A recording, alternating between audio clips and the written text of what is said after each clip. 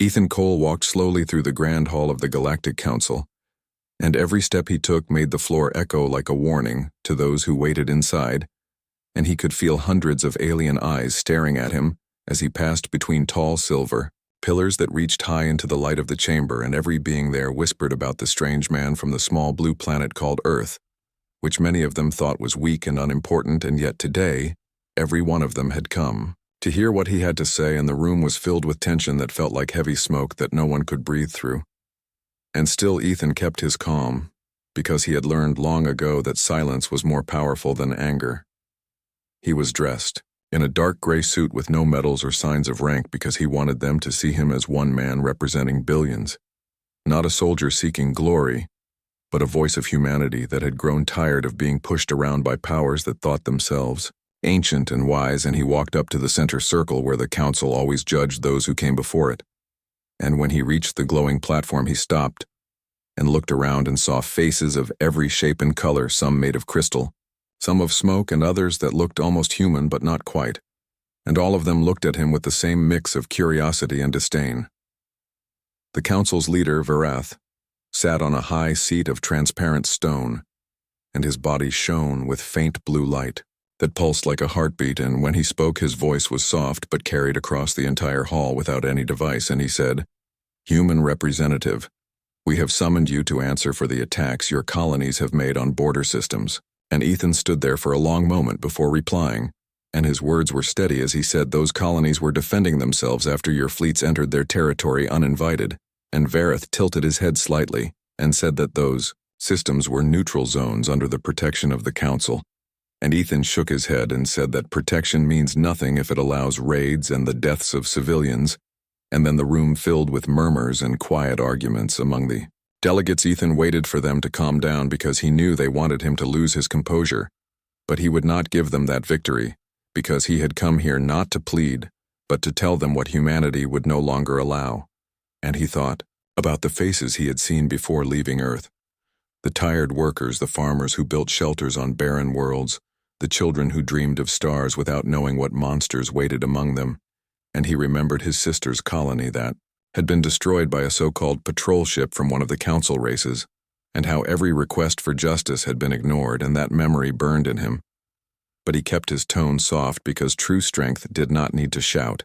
He said to the council, "You claim to keep peace, yet you watched when our outposts were attacked and our ships were taken and our people were sold as workers to your border worlds, and you call that balance, but we call it betrayal."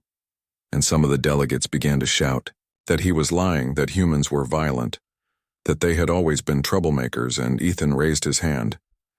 And the hall fell quiet again, because there was something in his eyes that made them hesitate.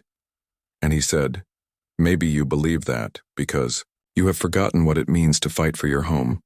But humans remember, and that is why we survived every storm that came to us. We do not seek war, but we will not kneel either." The silence that followed felt endless, and even Varath seemed uncertain, because no envoy had ever spoken to the council like this before, and Ethan knew that every word he spoke was being broadcast to every colony and ship that carried the human flag, and somewhere out there men and women were watching him, hoping he would not fail them. And he thought about how strange it was that a species once divided by borders and politics had now found unity, not through peace, but through the threat of extinction. And maybe that was the nature of humanity, to grow stronger. Only when cornered, Varath leaned forward and said, "If humanity refuses the council's guidance, then you will face isolation, trade bans, and military intervention." And Ethan looked at him and said, "Then you will face resistance, because we are not the same as we were a century ago. We have learned from all of you. We have studied your fleets, your weapons, your mistakes, and we are ready to defend ourselves." And Varath's blue light dimmed slightly as he realized that the human was not bluffing, and that behind his calm voice there was a certainty that came only from strength, and that frightened many in the chamber because they had always thought humans were impulsive and desperate. But this one was not. He was cold, clear, and determined. Claire Adams, who stood a few steps behind Ethan, recorded every word and sent it through encrypted channels back to Earth. And she watched as the faces of the alien delegates changed from arrogance to concern, and she knew something had shifted here, because For the first time they saw humans not as noisy newcomers but as equals, and that was more dangerous than any weapon. Because respect born of fear was a powerful thing, and Ethan turned slightly toward her and she nodded to show the transmission was complete, and he returned his gaze to the council. He said, "We came to join your council because we believed in cooperation and peace, but peace is not one-sided. It cannot exist when one side uses laws as chains and justice as a shield for cruelty. And you tell us that we must obey your rules, but your rules only protect the powerful.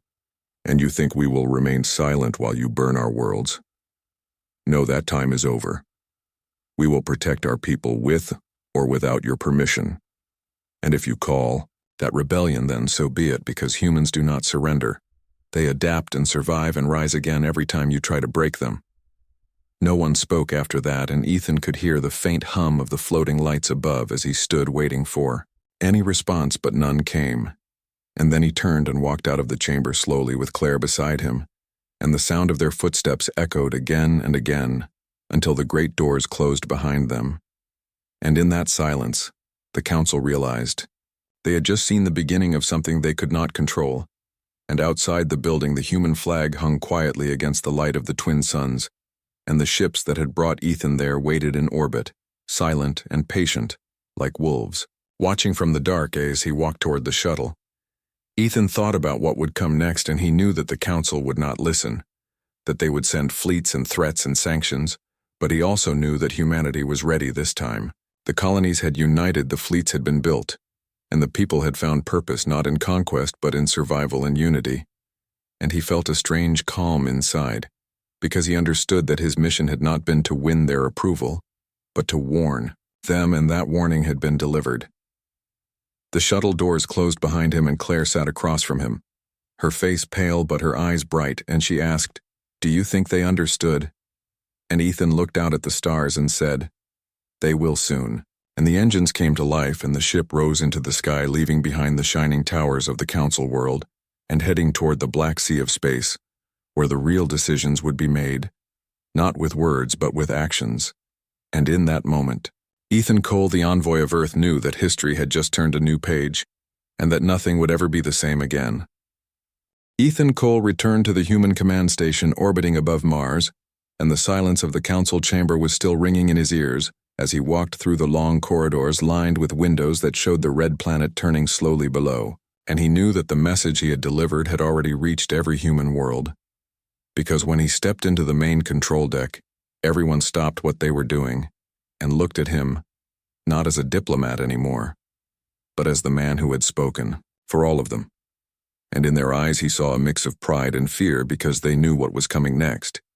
Claire Adams followed close behind, carrying the data reports from the council, and she said that the transmissions from the alien worlds were full of anger and confusion, some demanding punishment and others warning of consequences, and Ethan just nodded, because he expected nothing else, since he had not gone there to beg.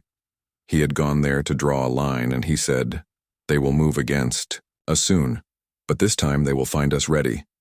And he turned toward the observation window where ships moved like silent arrows between the stars, and each one carried the hopes of billions who had waited too long for someone to stand up for them. General Marcus Hale entered the room with his uniform still marked with the dust of the shipyards, and his voice was deep and steady when he said, "We heard your words, Ethan, and the whole command has approved the defense protocol." And he handed him a small tablet showing the activation codes for the human defense fleet spread across the colonies. And Ethan took it in silence, because he knew that this was not just about defending borders. It was about showing the galaxy that humans could not be intimidated anymore. And Marcus said, "The council will send fleets within weeks. Their scouts are already near our outposts." And Ethan said, "Then we make sure they find something they do not expect across human space." The call went out to every station and colony, and every shipyard came alive with lights and sound and the noise of engines roaring, as old vessels were refitted, and new ones were born from steel and fire, and men and women worked without rest, because they knew that the next war would not be fought for conquest but for survival. And on the colony of Titan, children stood by the domes watching as great ships lifted into the sky, leaving behind trails of white smoke that glowed in the sunlight. And they did not cry, because they had grown up hearing stories of loss, and now they were part of something larger, something that gave them strength. In the command room, Ethan listened to reports from dozens of sectors as communication officers repeated messages from different systems, and he thought of how far humanity had come in only a few centuries, from small ships exploring the void to fleets that stretched from Mars to the edge of known space. And still it felt unreal to him that they were preparing for a war against an alliance of races that had ruled the galaxy for thousands of years. But when he thought of the faces of his people, he felt no fear, only a calm certainty that they would endure because they always had. Claire sat beside him reviewing intelligence data, and she said, "The Council believes we will back down. They think your speech was a show for the colonies and that we are still afraid." And Ethan smiled slightly and said, "Then we will let them keep thinking that until they see our ships above their skies." And Claire looked at him and asked if he was ready for that. And he said, "I was ready the moment they burned the first outpost and took our people." And he turned back to the window where the stars shimmered like distant fires waiting to be kindled in. The following days, messages came from across the frontier. Some colonies reported sightings of alien scouts near their systems, while others confirmed that trade ships had been turned away or seized, and the tension grew heavier every hour. But no, one suggested retreat instead. Volunteers filled every recruitment center, and factories worked day and night to produce supplies and weapons, and every channel broadcast the same phrase, "We will stand together." And Ethan felt proud when he heard it, because for the first time humanity had no divisions, no rivalries, only purpose. He spent long nights in his quarters reading reports and answering calls from the leaders of Earth and Mars and the colonies. And they all asked the same question: what will the Council do now? And Ethan always gave the same answer: "They will come, but we will meet them on our terms." And he could not sleep, because his mind kept returning to the faces in that council chamber, the ones who had laughed when he spoke, the ones who had called humans impulsive and primitive. And he wondered if they understood now that what they had awakened was not fear, but unity. General Marcus called him one night to the tactical command room, where the lights of dozens of holographic maps showed fleets moving like clouds. And Marcus said, "The first alien ships have crossed into our space, and their formation suggests they want to test our defenses." And Ethan looked at the display and said, "Then we will show them the cost of testing humans." And he gave the order to engage only if fired upon, but to make it clear that human space was no longer open ground. And Marcus smiled and said, "I think they will understand soon." In the outer system, Captain Laura Green commanded one of the newest carriers named Aurora, and she watched the radar screens as alien ships approached, and her voice was calm when she ordered her crew to hold position, and every man and woman on her bridge waited as the alien fleet came closer and closer, until finally a bright flare appeared on the sensors and one of the human escort ships was hit. And Laura said, "Return fire," and the blackness of space lit up with streams of light as the first battle of the New Age began. And it lasted less than an hour, and when it ended, the alien fleet was gone, either destroyed or fleeing, and Laura sent a simple message back to command: "They fired first. We finished it." When Ethan read the report, he felt both relief and sorrow, because he knew this was only the beginning, and now there would be no turning back. And he sent a message to every colony saying, "The defense of our people has begun," and the words spread like wildfire, filling hearts with both fear and pride, because now humanity had proven that they would fight back and win. And the council worlds trembled as news reached them that their fleet had been defeated by those they once called children. Of a small world, Claire looked at him and asked, "What will you tell the council now?" And Ethan said, "Nothing yet. They need time to understand what we have done." And he walked to the communication deck, where the great viewports showed the ships assembling for the next phase, and he knew that soon he would have to return to that chamber, not as an envoy asking for fairness, but as a messenger, carrying a truth that could not be ignored anymore. And he looked at the stars and whispered to himself that peace was never given. It was earned. Days passed, and more fleets were built, and the colonies stood united like never before. And every citizen felt that something new was being born in them. Not just strength, but purpose and belief that humanity could shape its own destiny. And Ethan spent every moment preparing for what was to come, because he knew the council would not surrender their power easily, and he needed to be ready for when they called him back. And he promised himself that when he returned, he would not speak in defense, he would speak in command, in the quiet hours before dawn on Earth. Ethan walked along the edge of the Pacific Launch Complex, watching as new ships rose from their docks, glowing bright in the darkness, and he thought about the price they would pay for freedom. But he knew it was worth it, because if they did not stand now, there would be no future to fight for. And when the first rays of sunlight touched the ships, he whispered to himself that the time of waiting was over, and humanity had found its voice. Ethan Cole stood in the command center on Earth, and the tension in the room was so thick that no one dared to speak loudly, because the news from the border was heavy, and every officer there knew that the next decision would shape the fate of their species. And Ethan stood before the large screen showing the movement of fleets and glowing markers that represented battles being fought light years away, and his face was calm. But inside, his thoughts were moving fast as he listened to every report that came in. Claire stood beside him with her datapad in hand, and she read the latest transmission from the outer colonies that had been under attack since dawn, and her voice trembled slightly as she said the third defense line near the asteroid belt is holding, but they will not last long if reinforcements do not arrive. And Ethan looked at her and nodded, then said, "Send the second fleet to support them, and tell the captains that no ground will be given." And his tone was quiet, but carried the strength of command that General Marcus Hale entered the room with a group of senior officers, and his face was hard from lack of sleep. And he said, "We lost contact with 2 scout ships near the border of the Council territory." And Ethan turned to him and said, "That means they are preparing something bigger, because they would not risk confrontation unless they were confident." And Marcus nodded and said, "I believe so." And the room fell silent as everyone looked at the maps filled with red signals spreading across the outer rim of human S. Far away in the deep frontier, Captain Laura Green stood on the bridge of the carrier Aurora and looked at the vast darkness outside the window, where flashes of light marked distant battles, and she spoke to her crew, telling them that they were the shield that stood between the Council and Earth, and that they would not break, because if they did, the galaxy would fall silent forever. And her words filled the air, and every person there felt the weight of her belief, and answered with steady voices, ready for what?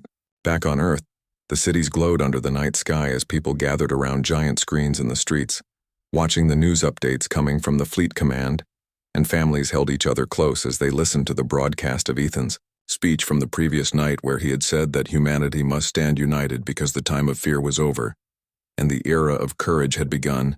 And even though they were afraid, they felt proud, because they knew that their kind was no longer running from anyone. And inside the Council chamber across the galaxy, panic was spreading as reports of human victories reached their worlds, and the delegates shouted over one another, blaming and accusing, and no one wanted to admit that they had underestimated the humans.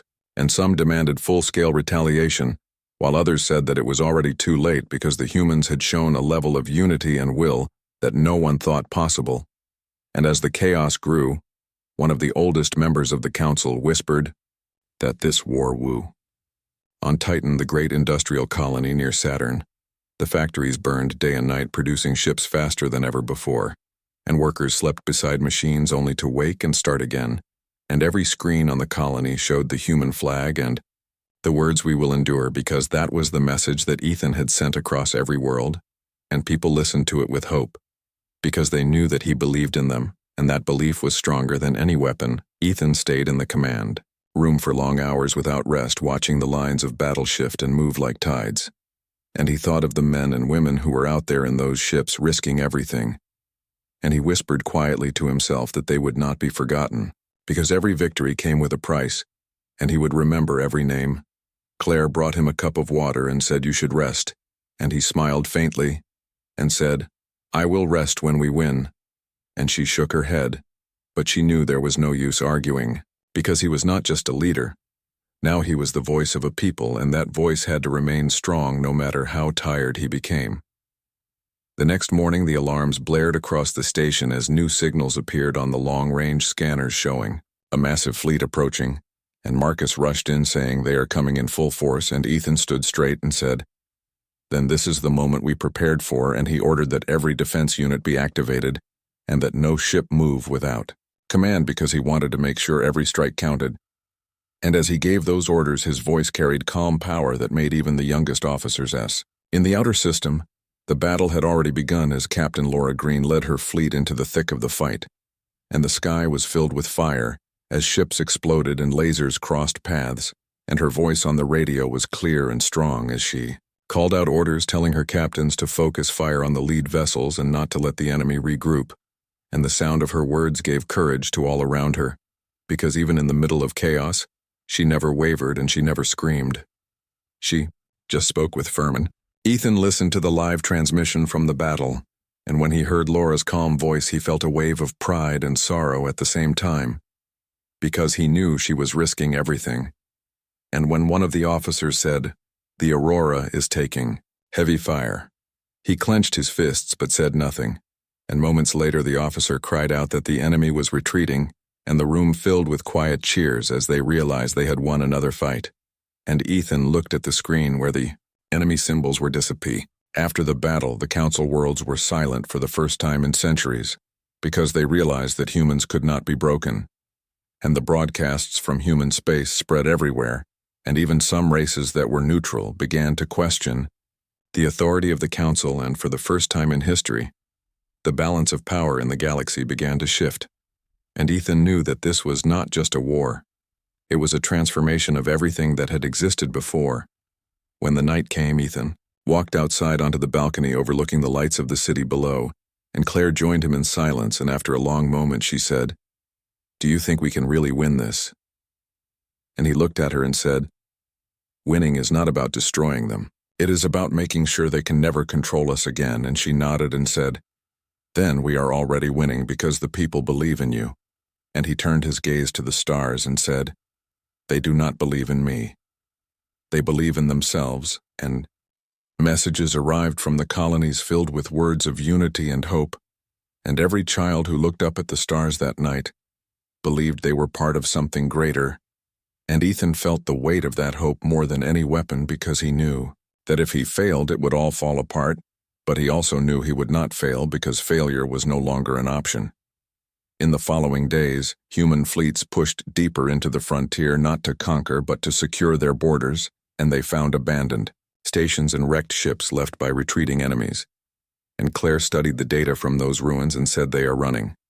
And Ethan said they are afraid, and fear will keep them away long enough for us to rebuild. And she asked him, "What comes after?" And he said, "After comes peace, but not the kind they gave us. It will be our peace won. We build ourselves."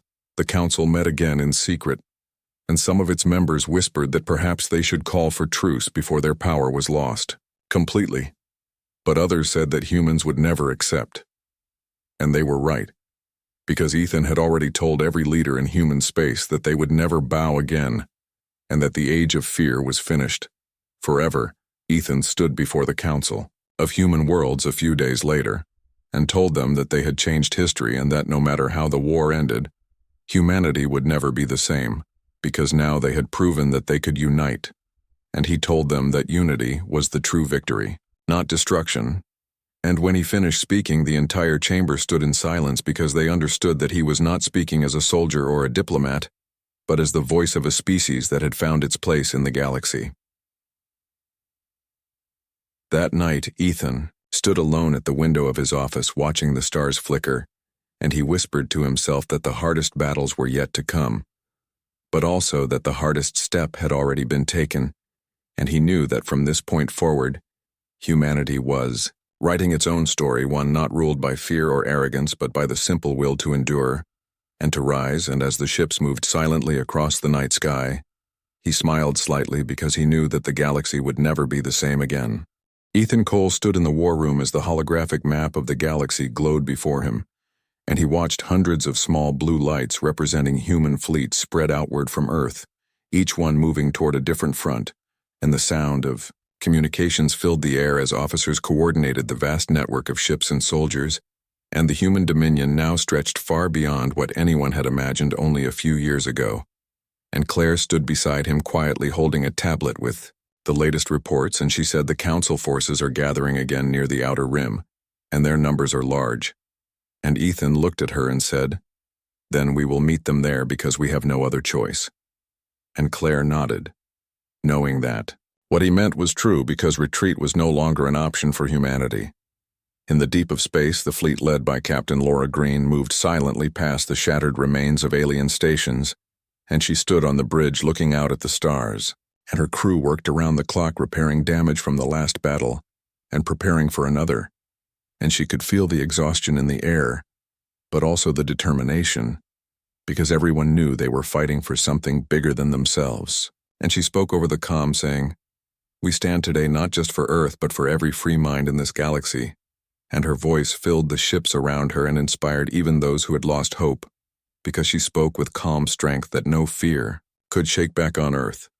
Ethan was meeting with General Marcus Hale, who had just returned from the outer colonies, and Marcus said the colonies are united behind you.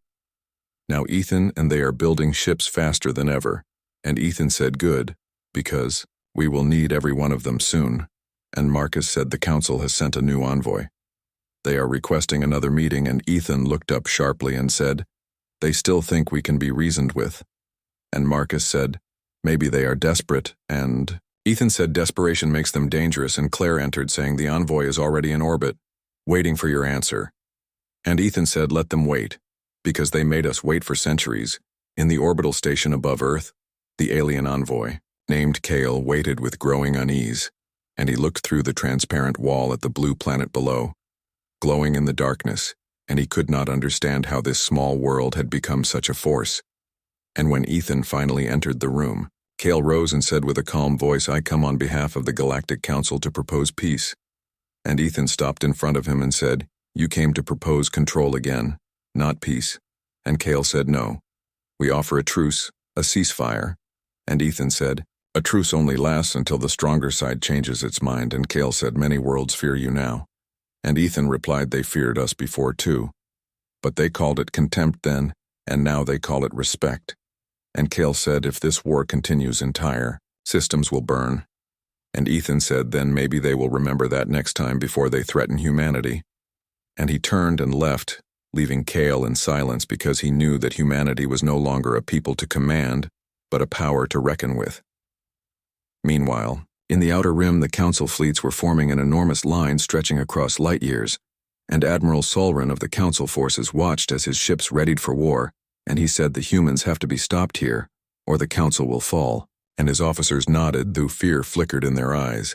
And when the first human fleet appeared on the scanners, Solren gave the order to open fire, and the stars erupted with beams and explosions as thousands of ships collided in a storm of energy and fire, and through the chaos the human ships held formation, moving with precision that shocked the alien commanders. And Laura Green stood at the center of it, her voice steady as she commanded her crews to focus fire and hold their ground. Battle raged for hours and then days with no side giving up, and space was littered with debris glowing faintly against the darkness, and Laura's ship took heavy damage, but she refused to retreat.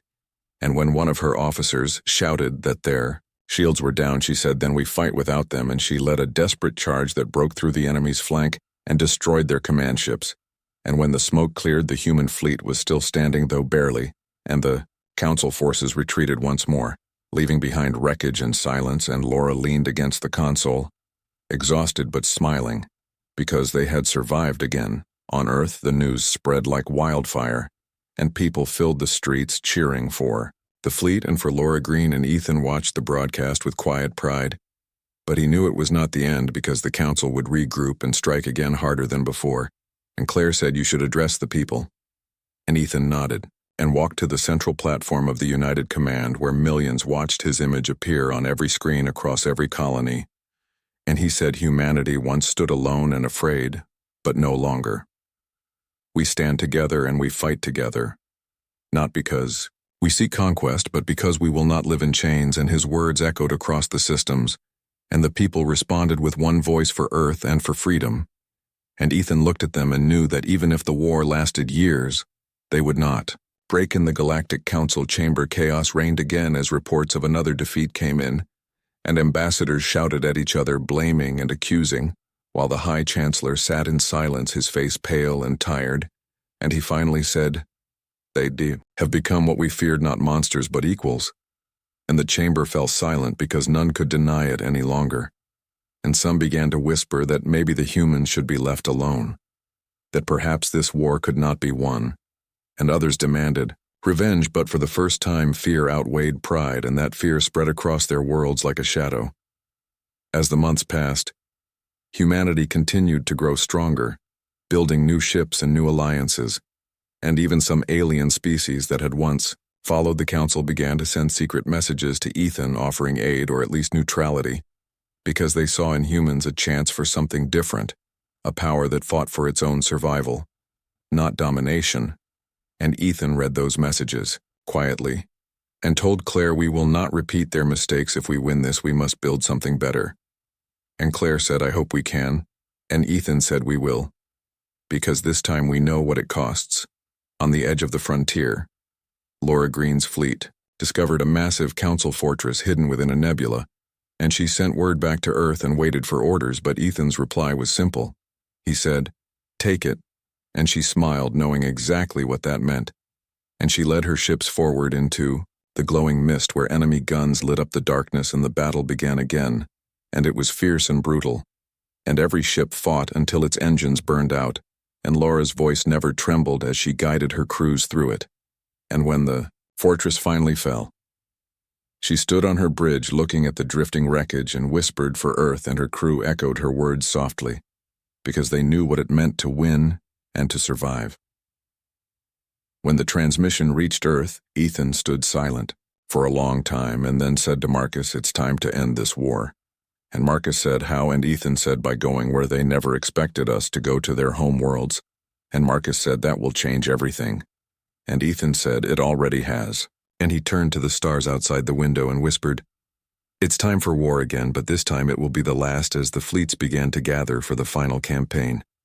The people of Earth watched with hearts full of both fear and pride, and parents held their children close and told them stories of what humanity had endured.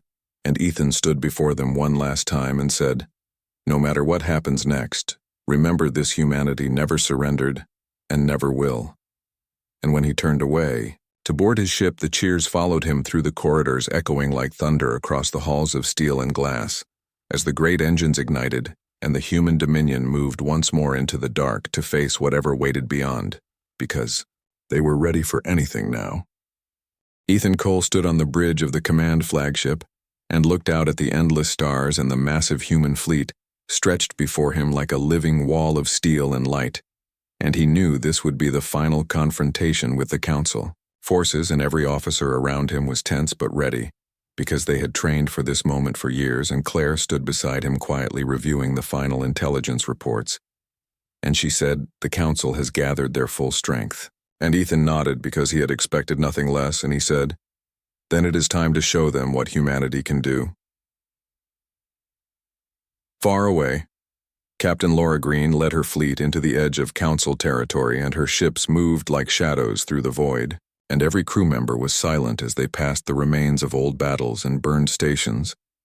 And she knew that nothing could prepare them for what lay ahead, but she also knew that they would not falter, because they fought for more than victory. They fought for survival. And she spoke to her captains over the comm, saying, "Today we make history. Not by killing, but by showing that we cannot be broken." And her words spread through the fleet like fire, giving courage to everyone back on Earth. Ethan received messages from every colony and every system reporting readiness and loyalty, and he read each one carefully, knowing that behind every report was a human face standing firm. And he said to Claire, "They are ready." And she smiled faintly and said, "So are we." And Ethan looked at the glowing stars beyond the window and whispered, "We will not fail this time, because we have no choice." The council worlds were in panic as they observed the human fleet moving closer, and their admirals shouted over one another, and their envoys demanded answers. And the High Chancellor called for strategy meetings that lasted hours. And finally he said, "We underestimated them," and the chamber fell silent, because none could argue that the humans had grown beyond anyone's expectations, and some began to fear that the war could be lost even before it truly began, and that fear spread through the council like wildfire. In the outer rim, human fleets approached the main council lines, and the first shots were fired as the alien ships tried to stop them, but the human formation held steady, and beams of energy crossed the void, and ships exploded in a storm of light and fire. And still the humans pressed forward, and Ethan's voice came over the comm, saying, "Hold formation, do not break. and every commander repeated the orders across their fleets, and the sight of such coordination and bravery shocked the council commanders, who had never faced an enemy so organized and determined. Laura Green moved her flagship through the chaos, and her voice was calm, as she gave orders to focus fire on command vessels and protect smaller ships, and every shot hit its target and the enemy's formation began to crumble, and she watched as one by one their leaders were destroyed or forced to retreat, and she felt a strange mix of pride and sorrow, because she knew that every victory carried loss, and she whispered for Earth as her ship fired the final salvo that shattered the enemy's center on Earth. Ethan listened to the reports coming from every front, and he could hear the battles raging across multiple systems, and yet he did not panic, because he knew the humans were winning, not just because of weapons, but because of unity and will, and, he said quietly to Claire, they fought harder because they believed, and she nodded because she understood that belief had become stronger than fear, and stronger than any fleet or weapon the Council could muster. When the final Council flagship exploded, in the outer system the human fleets cheered silently because they had learned that silence carried more weight than shouting in space. And Ethan stood on the bridge and said, "It is done," and Claire said yes. And he looked at her and said, "But this is only the beginning of what we must build." And she said, "I know." And they both stared at the stars, knowing that the galaxy had changed forever. Across human space, people celebrated quietly, not with noise but with pride and tears, because every family had someone out there, and every victory had come with sacrifice, and every city glowed with light because people looked up at the stars and felt that humanity had earned its place among them, and they knew that they would never be controlled again, and that they would never bow to anyone unjustly.